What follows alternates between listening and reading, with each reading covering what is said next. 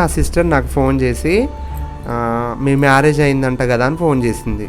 నేను అప్పుడు నా మ్యారేజ్ నీకురా తెలుసక్క అని అడిగా. అంటే మొత్తం ఇక్కడ వైరల్ అయిపోయింది నాన్న, సరే పెళ్లి చేసుకున్నావు కంగ్రాట్స్ అని చెప్పి ఒక మాట అడిగింది. సరే అబ్బాయి ఏం చేస్తాడో అని అడిగింది. తను పలానా పలానా అని అడిగితే ఒకటే మాట అంది, లైఫ్లో కనుక మంచిగా ఉండి మంచి స్థాయిలో ఉంటే ఫస్ట్ ఆనందపడేది నేనే, ఒకరోజు చూసుకొని వస్తాను. ఎందుకు ఈరోజు ఒక అబ్బాయి మమ్మల్ని అర్థం చేసుకొని మా లైఫ్లోకి రాబట్టే కదా. అది అలా అందరూ కూడా అర్థం చేసుకోవాలి కదా. అది అలా అందరూ కూడా అర్థం చేసుకోవాలి. షాపు పెట్టుకొని లైఫ్ ముందుకెళ్ళినప్పుడు అప్పుడు అభినందించారు. నీ లైఫ్లోకి ఒక అబ్బాయి వచ్చి లైఫ్ ఇచ్చినప్పుడు అప్పుడు అభినందించారు. చూడు, అంటే మనం ఏదైనా అచీవ్మెంట్ సాధించినప్పుడు వాళ్ళలో ఆనందం తప్పకుండా ఉంటుంది.